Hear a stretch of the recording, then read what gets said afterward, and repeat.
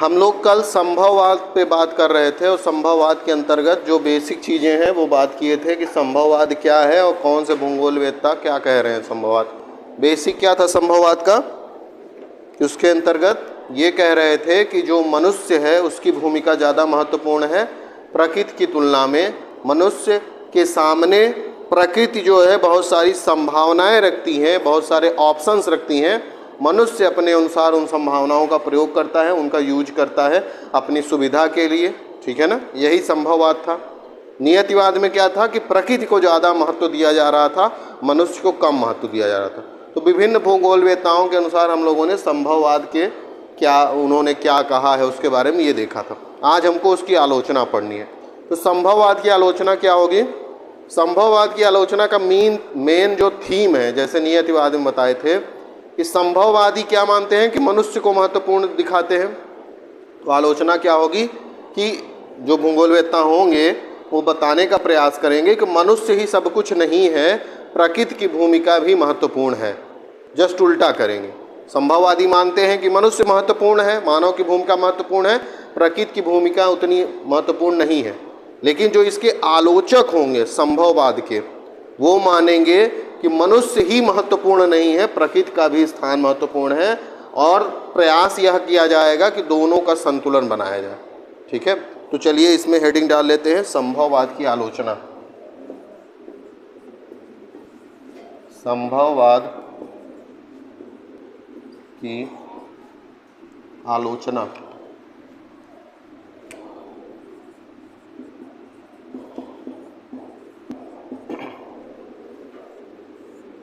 ठीक है, आलोचना मतलब बताए थे आपको हम कि इसकी जो कमियां हैं उसके बारे में हमको बताना है। ठीक है, तो सबसे पहली जो आलोचना है वह किया है कुमारी सैंपुल जी ने। कुमारी सैंपुल कौन सी भूगोलवेत्ता है? नियतिवाद की है कि संभववाद की? नियतिवाद की है ना। तो जितने भी आलोचक होंगे वो नियतिवाद वाले ही होंगे। कुमारी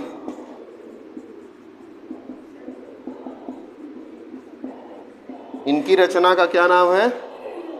इन्होंने पुस्तक लिखी थी, पुस्तक का नाम लिखाए थे आपको, क्या है? बुक का नाम क्या है इनके? कुमारी सैंपुल के? नहीं आता किसी को? क्या बोल रही, सुनाई नहीं दे रहा।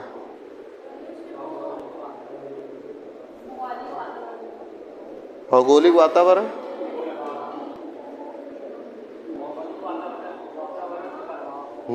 इन्फ्लुएंस ऑफ जियोग्राफिकल इन्वायरमेंट है ना, ये पुस्तक का नाम है इनका।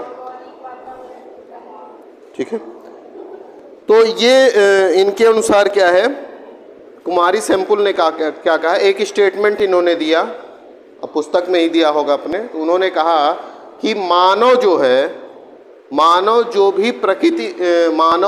ने जो भी प्रकृति के साथ संबंध स्थापित किया है या मानव ने प्रकृति पर जो भी कहने को विजय प्राप्त कर ली है, विजय का मतलब यह है कि मनुष्य प्रकृति से उतना प्रभावित नहीं हो रहा है। उसके लिए उसने प्रयास, जैसे गर्मी बढ़ रही है तो हमने बहुत सारे उपकरण विकसित कर लिए हैं, तो एक तरह से गर्मी पे हम विजय कह सकते हैं कि हमने विजय प्राप्त कर ली है, अब हमको गर्मी नहीं लग रही है ना। तो मानव जब यह काम कर लेता है ना कि प्रकृति से जो उसको नुकसान हो रहा था उससे वह क्या कर ले, अपने आप को सफल बनाने के अब नुकसान ना हो, तो मानव बहुत चिल्ला चिल्ला के बताता है कि हाँ मैंने प्राप्त कर लिया है, विजय प्राप्त कर लिया है। लेकिन उसी की तुलना में प्रकृति जो है मनुष्य को आदिकाल से प्रभावित करती आ रही है, लेकिन वह शोर क्या मचाती है? प्रकृति शांतपूर्ण है, शांतिपूर्वक है प्रकृति। लेकिन मनुष्य क्या होता है, थोड़ी सी अगर उपलब्धि मिल जाती है तो वह क्या होता है, उछलने लगता है कि हाँ मैं आज टॉप कर दिया हूँ तो अब मैं, मुझसे बड़ा कोई नहीं है ना, या मैंने आज यह उपलब्धि हासिल कर ली तो मुझसे बड़ा कोई नहीं है। लेकिन प्रकृति में ऐसा नहीं है कि किसी दिन बारिश हो जाए तो अब बादल नाच रहे हैं आकाश में कि वाह आज मैंने तो बारिश कर दिया है। ऐसा क्या देखा कभी आपने? क्योंकि प्रकृति शांत है। लेकिन मनुष्य क्या है, थोड़ी सी ही उपलब्धि क्या करता है, अपने को दिखावा करने लगता है। तो इनका एक स्टेटमेंट है, उसको लिखिए, कुमारी सैंपुल का, पहली आलोचना के अंतर्गत ही है ये। लिखिए, मानव कितना कोलाहल युक्त है, मानव कितना कोलाहल युक्त है, यह बताते हुए कि मानव कितना कोलाहल युक्त है, यह बताते हुए कि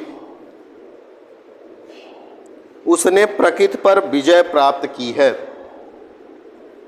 मानव कितना कोलाहल युक्त है, यह बताते हुए कि उसने प्रकृति पर विजय प्राप्त की है, प्रकृति पर विजय प्राप्त की है,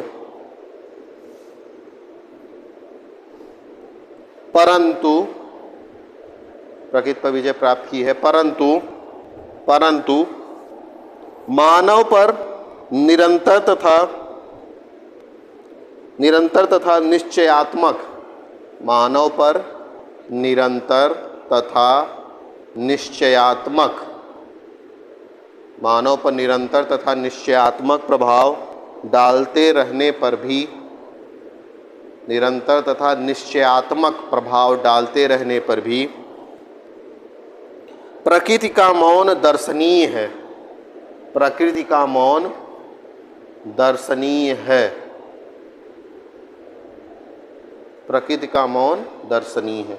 तो यही मैंने जो समझाया कि मनुष्य जो है थोड़ी सी भी जो प्रकृति पर थोड़ा सा भी जो संतुलन स्थापित करता है, या प्रकृति के जो उसके सामने बाधाएं उपस्थित करती है उससे अगर वो उबर लेता है, उसको समाधान कर लेता है, तो बहुत कोलाहल करता है। कोलाहल मतलब शोर, जैसे क्लास में जब कोई नहीं रहता तो आप लोग जो करते हैं वो कोलाहल कहलाता है। तो कोलाहल मचाता है मनुष्य प्रकृति के ऊपर विजय प्राप्त करके। लेकिन जस्ट इसका अपोजिट होता है, प्रकृति आदिकाल से मनुष्य को ऑक्सीजन प्रदान कर रही है, यहाँ पे खड़े ऑक्सीजन प्रदान कर रही है, जल मिलता है, धूप मिल रही है, ये प्रकृति का ही कार्य है। लेकिन प्रकृति कभी इसका शोर नहीं मचाती। आप किसी की एक दो कुछ लोग होते हैं, किसी की मदद करते हैं तो फिर उसको गाते हैं 10 लोगों के बीच में जाके, मैंने उसको मदद किया है। प्रकृति कभी किसी से चिल्लाने गई कि नहीं मैंने तुमको ऑक्सीजन दिया है, नहीं ना। तो प्रकृति शांतपूर्ण है, मनुष्य क्या है, कोलाहलयुक्त है ना। तो यही कहना चाह रही हैं कि प्रकृति की भूमिका अच्छी है। तुम्हारी सिंपल तो यही कहेंगी ना, नियतिवादी हैं। तो प्रकृति की भूमिका क्या है, शांतिपूर्ण है, जबकि मनुष्य की भूमिका कैसी है, कोलाहल युक्त है, शोर युक्त है। ठीक है। नेक्स्ट इसमें आलोचना यह की जाती है, दूसरी आलोचना में संभववादियों ने कहा कि प्रकृति मनुष्य के समक्ष क्या प्रस्तुत करती है, संभावनाएं। नाम में ही संभववादी है तो संभावनाएं, और उस संभावना का प्रयोग कौन करता है, मनुष्य करता है। तो जरा इस पर सोचिए कि प्रकृति की भूमिका क्यों नहीं इसमें है। प्रकृति है तभी ना वो संभावना प्रकट कर रही है। पेड़ है तभी ना उसको काट के टेबल बना लिया, मनुष्य ने तो काट के टेबल बना लिया। लेकिन जब पेड़ ही नहीं होता तो टेबल काहे से बना लेते। तो वहाँ पे केवल मनुष्य की भूमिका महत्वपूर्ण नहीं रह जाती है, प्रकृति की भी भूमिका है। प्रकृति पहले से है तभी ना मनुष्य उस पर अपना दिमाग लगा रहा है। जब प्रकृति ही न होती, नेचर ही ना होता, तो आप क्या करते, मिट्टी ना होती तो आप खेती कैसे करते। तो संभववादी जो कहते हैं ना कि मनुष्य ही सबसे ज़्यादा महत्वपूर्ण है, प्रकृति कुछ नहीं है, इसकी आलोचना इसी आधार पर होती है कि प्रकृति जो है वो बेसिक चीज़ें मतलब उपलब्ध करा रही है मनुष्य को, बेसिक नीड्स पूरी कर रही है ना, तब ना मनुष्य उस पर जाके अपना कार्य दिमाग लगा रहा है और थोड़ा विकास करके अपनी समस्याओं को दूर कर रहा है। समझ रहे हैं बात की नहीं। तो ये है ना, जैसे हम लोग गर्मी, पहले प्राकृतिक तरीका क्या था गर्मियों से दूर रहने का, लोग बहुत सारे पेड़ पौधे लगाते थे, है ना। घर के आसपास अगर गांव में जाएंगे आप लोग तो घर के आसपास क्या करते हैं लोग, कई सारा पेड़ लगाए रहेंगे, है ना। आम का हो गया, नीम का हो गया, है ना। तो वो छांव प्रदान करता था, क्योंकि पहले घर कच्चे के होते थे तो छत पे जाके तो सो नहीं सकते हैं, तो बाहर ही सब लोग सोते थे। लेकिन आज क्या हो गया है कि सब जगह क्या हो गया, कंक्रीट के घर दिख रहे हैं। आप कॉलोनी में जाएंगे, अब तो मुझे वो देख के बड़ा अजीब लगता है, बड़ी बड़ी जो कंपनियां हैं या जो बनाए हैं कॉलोनी लोने, उसमें वो हरा हरा प्लास्टिक का चिपकाए रहते हैं। आप लोग देखे हैं कभी, वो कितना अजीब है। वहीं पे चाहें तो वो छोटे छोटे पेड़ भी लगा सकते हैं, लेकिन वो जो कहते हैं एक, उसको क्या कहते हैं, जो वाहन वाहन में नहीं लगाते हैं कि कचड़ा उचड़ा घर के बाहर ही रहे या वाहन में, देखे होंगे आप लोग हरा हरा प्लास्टिक का जो है, जहाँ पे फूल आदि लगाना चाहिए वहाँ पे हरा हरा प्लास्टिक लगा दिए हैं, है ना। देखे नहीं होंगे तो देख लीजिएगा, कभी दिख जाएगा, ठीक है। तो ये दूसरी आलोचना थी कि मनुष्य के सामने प्रकृति जो ऑप्शन रख रही है, तो प्रकृति उसमें महत्वपूर्ण है, तभी वहाँ ऑप्शन रख रही है और मनुष्य उसका प्रयोग कर पा रहा है, ठीक है। नेक्स्ट इसमें देखते हैं, इसी में एक उदाहरण भी दिया है इसमें कि जैसे हमने आपको संभववाद पढ़ाते समय बताया था कि मनुष्य की एक खास विशेषता यह है कि बहुत सारे स्थानों पर जहाँ खेती आदि नहीं हो पाती थी वहाँ पे मनुष्य खेती करने लगा। ये संभववाद की हम जब पढ़ा रहे थे तो बताए थे, जैसे कोई बंजर भूमि है तो वहाँ बहुत सारा पेड़ आदि लगाया और फिर वो उपजाऊपन हो गया तो हम खेती करने लगा। लेकिन कई सारे क्षेत्र ऐसे हैं जहाँ पे मनुष्य कितना भी प्रयास कर ले, लेकिन वह अभी तक वहाँ पे कुछ चीज़ें विकसित नहीं कर पा रहा है, क्योंकि प्रकृति वहाँ पे ऐसी है कि वहाँ पे मनुष्य द्वारा जो भी प्रयास किए जा रहे हैं वो असफल हो जा रहे हैं। जैसे हम आपको बताए थे कि ध्रुवीय क्षेत्र जो हैं वो एकदम बर्फीले क्षेत्र है। ग्रीन हाउस इफेक्ट का प्रभाव, जो ग्रीन हाउस प्रभाव के द्वारा खेती आदि या जो फसल सब्जी आदि उपजाऊ की जा रही है, मतलब उत्पन्न की जा रही है, वो कम ठंडे प्रदेशों में कर सकते हैं आप। लेकिन जो ध्रुवों वाले क्षेत्र हैं जहाँ पे बर्फ़ ही गिर रही है हर सेकंड की, पूरा एकदम पहाड़ बनता जाता है बर्फ़ का, या फिर पूरा चीज़ें ढक जाती हैं बर्फ़ से, है ना, तो वहाँ पे ग्रीन हाउस इफेक्ट वाले प्रभाव से भी चीज़ें नहीं विकसित की जा सकती। तो अभी भी प्रकृति के द्वारा बहुत सारे ऐसे क्षेत्र हैं जहाँ पे मनुष्य चाह कर भी नहीं कुछ कर पा रहा है। तो ये आलोचना ही है कि जब संभववादी कहते हैं कि नहीं हम कुछ भी कर सकते हैं, जो संभववादी है वो कहते हैं कि हम प्रकृति में कुछ भी बदलाव ला सकते हैं, लेकिन बहुत सारे पृथ्वी पे ही ऐसे क्षेत्र हैं जहाँ पे अभी बदलाव मनुष्य नहीं ला पा रहा है, अपने अनुसार चीज़ें वहाँ पे नहीं कर पा रहा, ठीक है। तो यह भी एक आलोचना ही है। नेक्स्ट इसमें है भूगोलवेत्ता स्पेट, उनका नाम है स्पेट।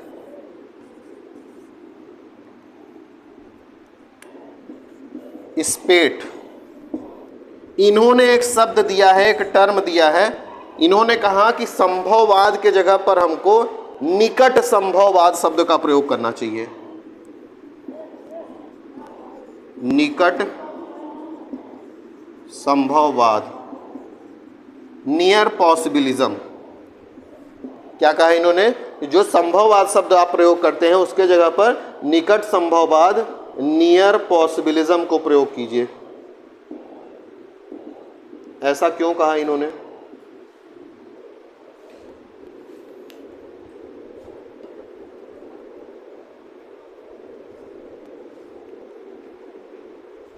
ऐसा क्यों कहा? देखिए, निकट संभववाद कहने का मतलब इनका यह है, सिंपल सा मतलब है कि स्पेट कहते हैं कि अगर आपके सामने, मनुष्य के सामने प्रकृति, संभववाद तो जुड़ा है ना, संभववाद मतलब वही चीज़ें कि प्रकृति मनुष्य के सामने संभावनाएं रखेगी, बहुत सारे ऑप्शंस रखेगी, मनुष्य को उसको प्रयोग करना है। तो ये स्पेट कहते हैं कि प्रकृति जितनी भी संभावनाएं आपके सामने रखती है, संभावनाएं जब मैं कहता हूँ तो समझ रहे हैं ना कि हमारे सामने बहुत सारे ऑप्शन रखती है कि हम उस संसाधनों का प्रयोग करें, उसके प्रकृति के अपने हिसाब से। जैसे मिट्टी है तो मिट्टी में खेती कर ले, फसल लगा ले, पेड़ पौधे हैं तो उसको काट के अपनी आवश्यकता के लिए घर आदि बना ले, है ना। तो ये सब, तो मनुष्य प्रकृति मनुष्य के सामने संभावनाएं रखती हैं, तो मनुष्य सबसे पहले किन संभावनाओं का प्रयोग करेगा? जो उसको सबसे आसानी से मिलेंगी, जो उसके सबसे पास में होगी। अगर आपको यहीं पे ठंडा पानी पीने को मिल जाए, ऐसा विकल्प हो कि घड़ा रखा हुआ है यहाँ पे और दूसरा घड़ा रखा है औरी मोड़ पे, तो आप कहाँ पानी पीने जाएंगे? औरी मोड़ जाएंगे? नहीं जाएंगे। पहले जहाँ पे संभावनाएं हैं वहीं पे प्राप्त कर लेंगे हम, वही ये कह रहे हैं, ठीक है। तो स्पेट का कहना है कि प्रकृति जो भी संभावनाएं हमारे सामने उपलब्ध कराती है, तो सबसे पहले हम जो हमारे पास उपलब्ध हैं चीज़ें, उनको हम प्राप्त करते हैं, फिर जा कर के दूर वाली चीज़ों को उसके लिए प्रयास करते हैं। जैसे आप लोगों में से बहुत से लोग हैं जो इस कॉलेज को क्यों चुने होंगे, क्योंकि ये पास है ना। दिल्ली, बम्बई या कोलकाता और चेन्नई जाने से अच्छा है यहाँ पे रहना, इसलिए चुन लिया है ना, और बाकी कुछ नहीं है। ठीक है, नेक्स्ट इसमें लिखिए, नेक्स्ट आलोचना है, सुन लीजिए इसकी आलोचना। अगली आलोचना जो है, लिखिए इसमें एक लाइन, सभी संभववादी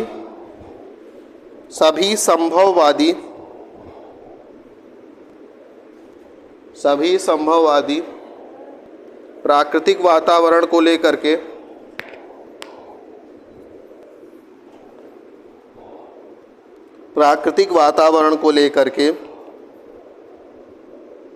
एक मत नहीं है।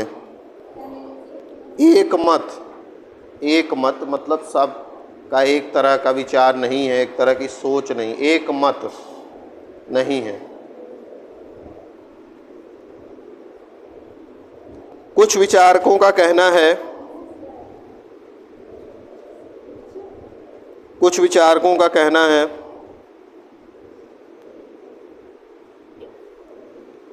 मानव एक महान शक्ति है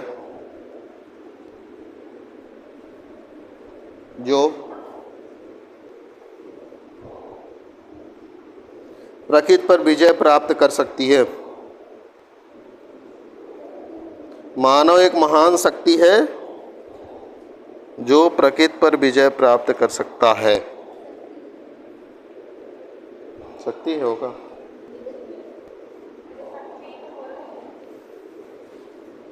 ठीक है। इसमें एक आलोचना करते हैं ब्रूंस, जीन ब्रूंस।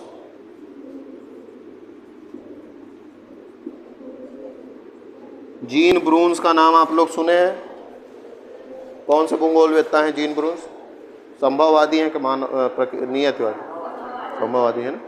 संभववादियों ने भी एक मत नहीं है, जैसे अभी हम आपको लिखा है ना कि संभववादी प्राकृतिक वातावरण के संबंध में एक मत नहीं है। कुछ संभववादी जो थे वो इस बात पे लेकर निश्चित थे कि मनुष्य की भूमिका महत्वपूर्ण है और सबसे अच्छी है प्रकृति की तुलना में। लेकिन कुछ संभववादी जो थे ना, उनके मन में कुछ ऐसा था कि वो स्वीकार नहीं कर पा रहे थे कि मनुष्य ही महत्वपूर्ण है, क्योंकि वो जान रहे थे वास्तविकता तो यही है कि बिना प्रकृति के मनुष्य की कोई भूमिका नहीं है। नेचर के बिना मनुष्य का अस्तित्व ही नहीं है। वातावरण नहीं होता, ऑक्सीजन नहीं होती, जल नहीं होता है, जो पर्यावरण है, इकोलॉजी, इन्वायरमेंट है, वो नहीं होता तो क्या मनुष्य होता? नहीं होता। पृथ्वी पे जीवन है, इसी के कारण मनुष्य है। तो जो कुछ संभववादी थे जो मानते थे कि मनुष्य महत्वपूर्ण है, प्रकृति को कुछ नहीं मानते थे। लेकिन कुछ संभववादियों में ही कुछ ऐसे लोग थे जो मानते थे कि नहीं, हम प्रकृति को भूल नहीं सकते हैं। प्रकृति का भी उतना ही महत्वपूर्ण योगदान है जितना मनुष्य का है। प्रकृति ही है तभी तो मनुष्य है, अकेले नहीं देखा जा सकता है ना। तो उन्हीं में से एक है ब्रूंस महोदय। ब्रूंस कहते हैं, लिख लीजिए, इनके स्टेटमेंट है, डबल इन्वर्टेड कामा में लिखिए, चूंकि मानव पृथ्वी पर निवास करता है, चूंकि मानव पृथ्वी पर निवास करता है, वह पृथ्वी पर निर्भर है। चूंकि मानव पृथ्वी पर निवास करता है, इसलिए मत लिखिए वह पृथ्वी पर निर्भर है। लिख लिया? तो ब्रूंस के कहने का मतलब क्या है कि मानव पृथ्वी पर निवास करता है इसलिए प्रकृति पर निर्भर है, पृथ्वी पर निर्भर है। तो मानव पृथ्वी पर निवास करता है तो प्रकृति, ब्रूंस है संभववादी, तो मनुष्य को भूमिका महत्वपूर्ण बतानी चाहिए, लेकिन प्रकृति की भी भूमिका बता रहे हैं ना, क्योंकि प्रकृति पृथ्वी पर ही तो हम लोग रह रहे हैं। तो पृथ्वी पर निर्भर है कि नहीं है? किस बात के लिए निर्भर है पृथ्वी से? कोई ऐसी चीज़ है जो मनुष्य ने स्वयं से उत्पन्न कर दी हो? बिना प्रकृति के नहीं। जो भी हमने बनाया है वो प्रकृति से ही लेकर बनाया है। जो भी, कोई भी ऐसी चीज़ नहीं है जो आप अंतरिक्ष से लाकर अपने लिए बना लिए हो, सब पृथ्वी से ही है ना। तो ये कुछ आलोचनाएं थी किसकी, संभववाद की। ठीक है, तो इस तरह से संभववाद समाप्त होता है। अब इसमें एक चीज़ है, वो क्या है, क्या है वो जो एक टॉपिक बचा हुआ है, नव संभववाद या नहीं नव निश्चयवाद है, वो नव संभववाद कहना है उसको। ठीक है, तो वो क्या है, समय तो अभी काफ़ी होगा हम लोग पास, अभी नहीं आए होंगे ना। तो जो हमको बात करना है कल, उस पर थोड़ा सा बात कर लेते हैं। वो क्या है, देखिए हम लोग पढ़ चुके हैं नियतिवाद और पढ़ चुके हैं संभववाद। नियतिवाद में जो भूगोलवेत्ता थे, उन्होंने सबने कहा कि जो प्रकृति है वह महत्वपूर्ण है और मानव जो है महत्वपूर्ण नहीं है ना। इधर वालों ने कहा कि मानव की भूमिका महत्वपूर्ण है, प्रकृति की भूमिका महत्वपूर्ण नहीं है। तो इस तरह से ये दोनों ही कैसे हैं, अतिवादी हैं। अतिवादी, अति कर दे रहे हैं। अति सर्वत्र वर्जयेत, संस्कृत में सूक्ति पढ़े हैं आप लोग। अति सभी जगह वर्जित है। न ज़्यादा खाना चाहिए, न ज़्यादा बोलना चाहिए, न ज़्यादा सोना चाहिए, न कम बोलना चाहिए। कम बोलना भी तो एक अति ही है कि बोलते ही नहीं आई वो, है ना। तो ये अतिवादी हो गया। क्यों अतिवादी है, क्योंकि ये कह रहा है कि प्रकृति ही सब कुछ है, मानव कुछ नहीं है। सुन लीजिए इधर क्या है जी, प्रकृति सब कुछ है, मानव कुछ नहीं है। ये वाले कह रहे हैं मानव सब कुछ है, प्रकृति कुछ नहीं। तो दोनों ही एक ही बिंदु पर बात कर रहे हैं ना, किसी एक को चुन रहे हैं। तो दोनों ही कैसे हैं, अतिवादी हैं, अति कर दे रहे हैं, अतिवादी। तो ऐसे में क्या हुआ कि भूगोल में विभाजन की स्थिति आ गई कि भूगोल बट जाएगा दो भागों में। कुछ भूगोलवेत्ता यह मानने लगेंगे प्रकृति महत्वपूर्ण है, फिर कुछ मानेंगे मानव महत्वपूर्ण है। भूगोल में विभाजन की स्थिति आई। तब एक भूगोलवेत्ता आए जिनका नाम था ग्रिफिथ टेलर। दर्जी नहीं है ये, ग्रिफिथ टेलर। ये आए तो इन्होंने कहा ऐसा है कि तुम दोनों लोग इधर वाले शांत हो जाओ, अब मैं बोलूँगा। अब वो बोलना शुरू किए। तो जब उन्होंने बोला तो उन्होंने कहा ऐसा है कि हमको किसी एक पर बात नहीं करनी है, हमको दोनों की ज़रूरत है। मनुष्य की भी ज़रूरत है और प्रकृति की भी ज़रूरत है। तो दोनों के विचारों को सम्मिलित, मतलब दोनों की ही भूमिका महत्वपूर्ण है भूगोल के अध्ययन में, है ना। भूगोल के अध्ययन में दोनों की ही भूमिका महत्वपूर्ण है, मनुष्य की भी और प्रकृति की भी। प्रकृति मनुष्य के सामने संभावनाएं रखती है, तो मनुष्य भी जो है उसके साथ संबंध स्थापित करके अपने संभावनाओं, अपनी ज़रूरतों को पूर्ण करता है। ठीक है, तो इसी पे हम कल बात करेंगे। और इन्होंने जो कंसेप्ट दिया उसी को नवनियतिवाद, नवनिश्चयवाद कहते हैं, नियो डिटर्मिनिज्म कहते हैं। बहुत ही महत्वपूर्ण कंसेप्ट है जो आजकल हम सस्टेनेबल डेवलपमेंट करके सुनते हैं, वो सब यहीं से उपज के निकला है आज। ठीक है, तो कल इस पे बात करेंगे।